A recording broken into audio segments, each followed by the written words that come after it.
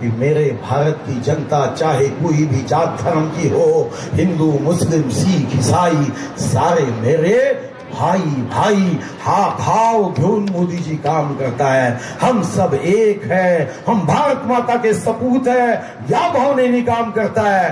तुमचा आशीर्वाद हा देशासाठी आहे, तुमचा आशीर्वाद भारत मातेसाठी आहे।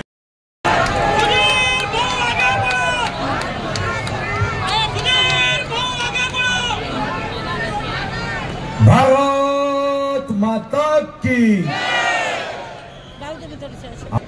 या मंचावर चंद्रपूर वनी आर्णी लोकसभा क्षेत्राचा उमेदवार म्हणून मला शुभकामना देण्यासाठी आपल्या महाराष्ट्राचे झुंजार नेते, आपल्या सर्वांचे मार्गदर्शक नेते, महाराष्ट्राचे उपमुख्यमंत्री आदरणीय देवेंद्र फडणवीस जी या मंचावर उपस्थित, ज्यांची संघटनेमध्ये बुलेट ट्रेनच्या वेगाने प्रवास करणारे आपले आदरणीय अध्यक्ष बावनकुळेजी, नुकताच इथं आपल्या सर्वांना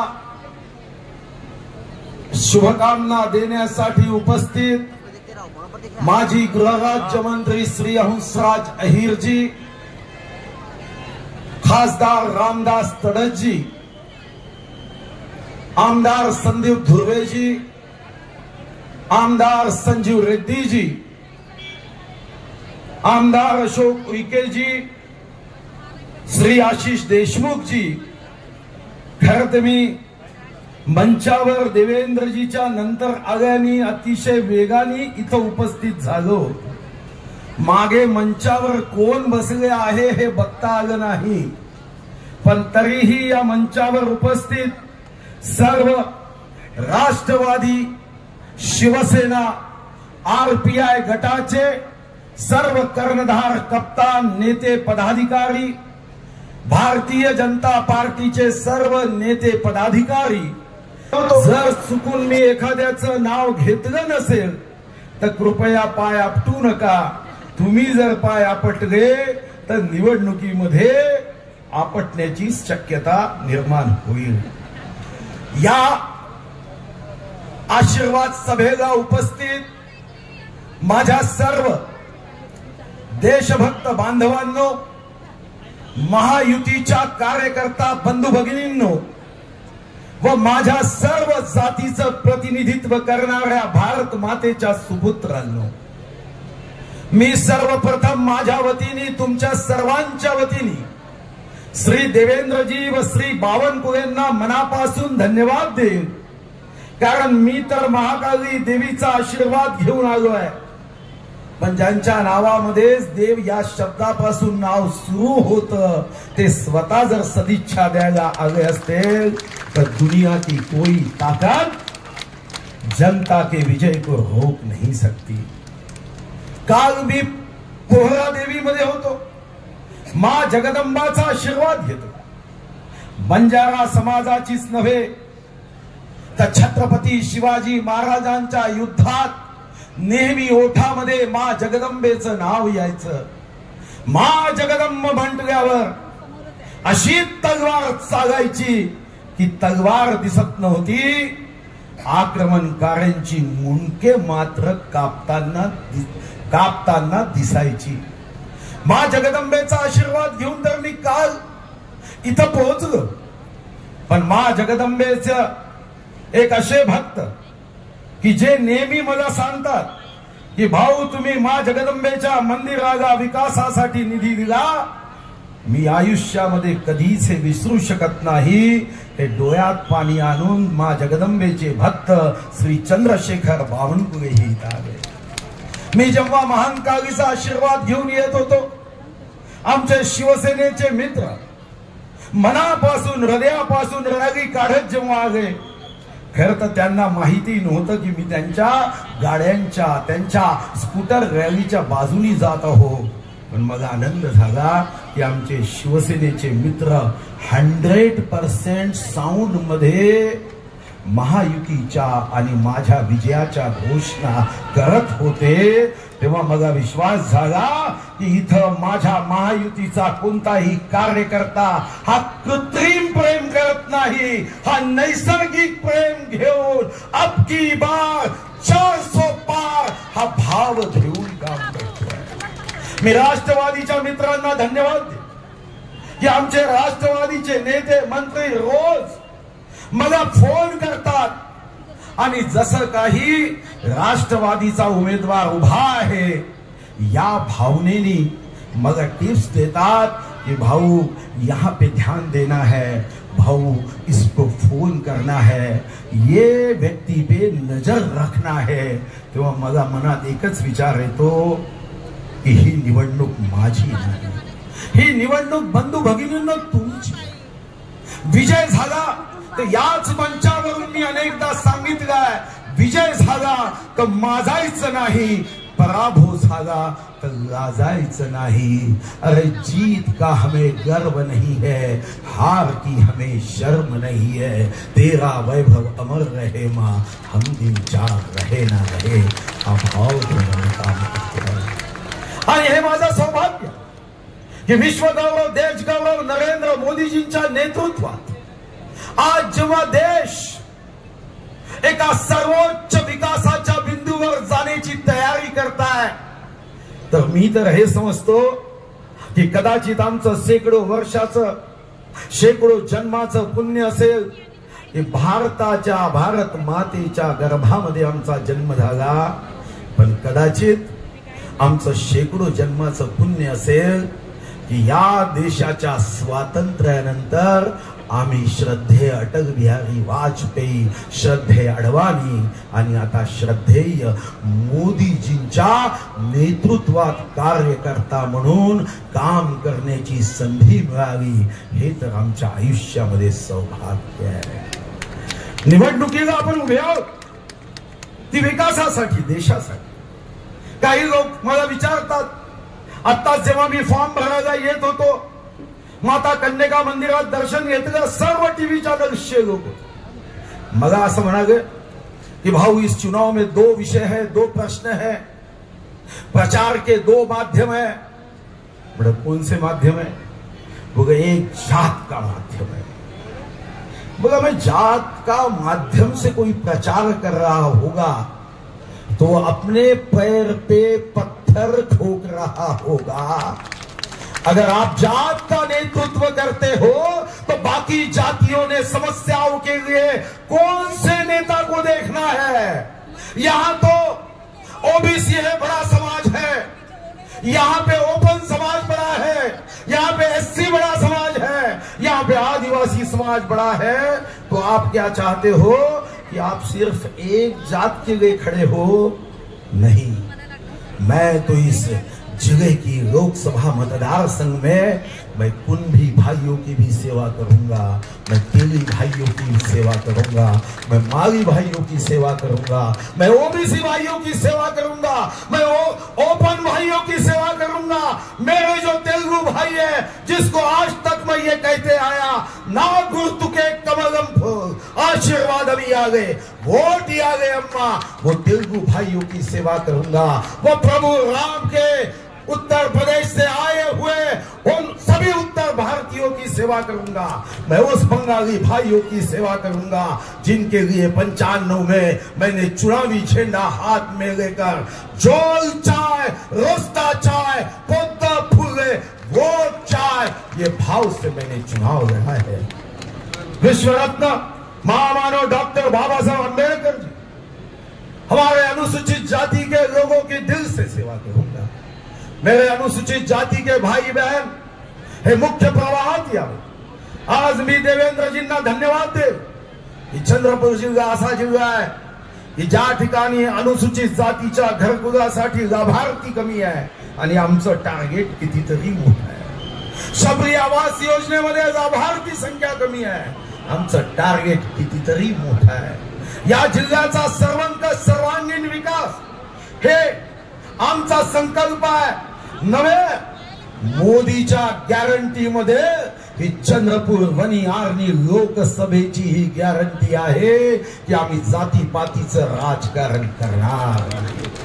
मग दुसरा प्रश्न विचारला की सहानुभूती असेल, मी मनात विचार केला की जर विकासावर मतदान झालं नाही तर सहानुभूतीवर मतदान कराल तर लक्षात ठेवा, मी तुम्हाला खबरदार करतोय, जर तुम्ही डोळ्याचे अश्रू पाहून फक्त व्यक्तिगत सहानुभूतीवर मतदान कराल तर 4 वर्ष 11 महिने 29 दिवस 23 घंटे 59 मिनिट मात्र तुमच्या डोळ्यामध्ये पाणी आल्याशिवाय राहणार नाही आणि तुम्हाला तुमचीच सहानुभूती स्वतःची स्वतः करावी लागेल। मी हा इशारा सावधान करण्यासाठी, खरं तर राजकारणात निवडणूक ही विकासावर वा, तुम्ही 2 वर्ष 8 महिने सरकारमध्ये होता, तुम्ही 4 वर्ष खासदार होता, सांगा का की संसदेमध्ये सर्वसामान्यांचे इतके प्रश्न विचारले? अरे मला तर स्वर्गीय विलासराव देशमुख, स्वर्गीय अलेक्झांडरनी मला उत्तम आदर्श आमदार म्हणून मला सन्मान केले, देशातलं मंत्री कार्यालय आयसो सर्वात पहिले माझं झालं, कारण मी एका दृष्टीने जनतेची सेवा करण्याचं काम केलं। तुलना विकासाची करा, तुलना प्रगतीची करा, तुलना केलेल्या कामाची करा आणि हेच घेऊन तुम्हाला जनतेपर्यंत जायचं आहे की आजपर्यंत दिला शब्द केला पूर्ण हा संकल्प मी केला। या चंद्रपूर वनी आर्णी लोकसभेचा जिवती पासून शेवटच्या आर्णीतील गावापर्यंत मी विश्वास देतोय की मी जर निवडून आलो तर नवीन नवीन कल्पनेच्या माध्यमातून गाव असेल की शहर असेल, वार्ड असेल की प्रभाग असेल, या सर्व मतदारसंघाची सेवा ही मी पूर्ण शक्तीने वॉर रूम, डॅशबोर्ड, जनसंपर्क कार्यालय, शेकडो जन्माचं मोदीजींच्या नेतृत्वात कार्यकर्ता म्हणून काम करण्याची संधी मिळावी, हे तर आमच्या आयुष्यामध्ये सौभाग्य आहे। निवडणुकीला आपण उभे आहोत की विकासासाठी, देशासाठी? काही लोक मला विचारतात, आता जेव्हा मी फॉर्म भरायला येत होतो माता कन्यका मंदिरात दर्शन घेतलं, सर्व टीव्ही होतं, तेव्हा तुम्ही किती दिवे लावले ते सांगितलं पाहिजे, आम्ही किती दिवे लावले हेही आम्ही सांगू, पण सावधान राहा, हे खोटा प्रचार करणार आहे।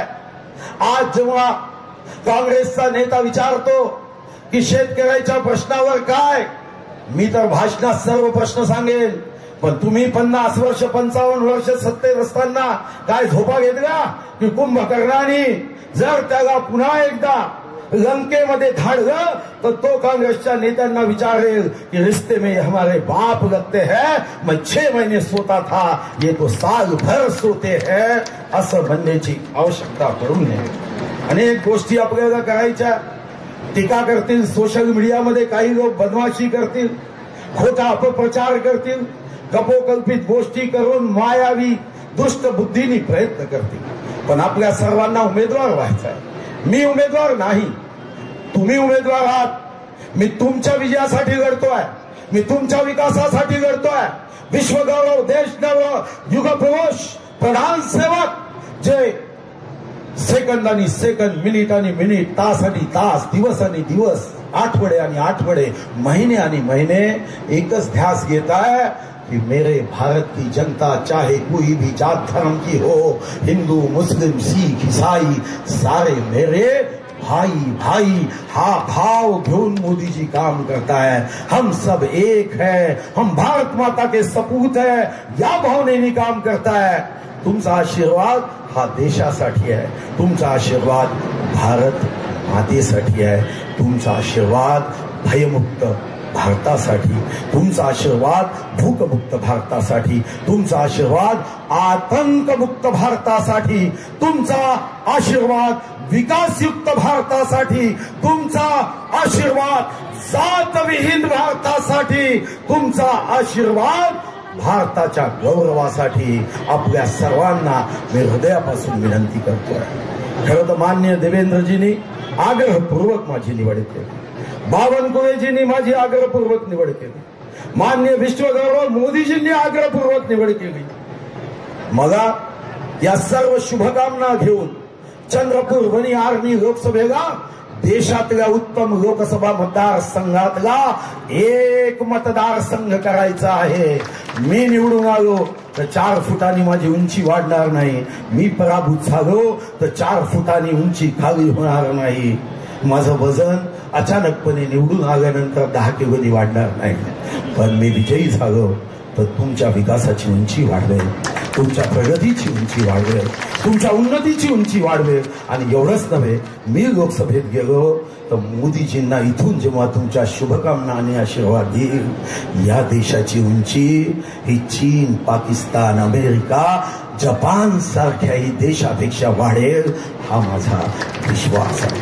आणि शेवटची विनंती, तुम्ही जर देशासाठी आज काही हातात तिरंगा घेऊन वंदे मातरम ओठात म्हणत आपल्याला इंग्रजांच्या गोळ्या खायच्या नाहीये, पण जगातले जे देश दुष्ट प्रवृत्तीने, दुष्ट बुद्धीने, दुष्ट नजरेने मोदीजींचा पराभव झाला तरच भारतामध्ये आमचा संकल्प स्वप्न पूर्ण करू शकू. हा ज्यांच्या मनात विचार आहे, चीन दात ओठ खात भारतामध्ये देशभक्तांचं सरकार येऊ नये हा भाव घेऊन काम करताय. पाकिस्तानचे लोक भारतामध्ये एनडीएचा पराभव व्हावा अशा बुद्धीने काम करताय. आणि अमेरिकेमध्ये काही भारत विरोधी शक्ती याच भारतातील काही लोकांना हाताशी घेऊन दुष्ट जाहिरीला प्रचार करण्याचं काम करताय. याला एकच वॅक्सिन आहे आणि ते वॅक्सिन म्हणून म्हणजे मत भूल कमल का फूल, कमल आएगा और विकास होएगा. आपल्याला भारतीय जनता पार्टी, एनडीए, महायुती या युतीचा उमेदवार म्हणून तुम्ही उभे आहात, तुम्हाला निवडून यायचं आहे. माझा प्रश्न आहे, आता तुम्हाला ठरवायचं आहे, जीत जनता की होगी या जीत परिवारवाद की होगी, हे तुम्हाला ठरवायचं आहे. मी कधी लाल दिव्याच्या गाडीवर प्रेम केलं नाही, लाल रक्ताच्या माणसाच्या प्रगतीसाठी कार्य केलं. निर्णय तुमच्या हाती सोडतो आहे. 19 एप्रिल पर्यंत ताकद लावा, शक्ती लावा. दुष्ट प्रचार झाला तरी वॅक्सिन कमल ही होगा, महायुति का कमल खिलेगा, अंधेरा छटेगा और अटल जी सांगत होते तसं विकास का सूरज निकलेगा. धन्यवाद. भारत माता की.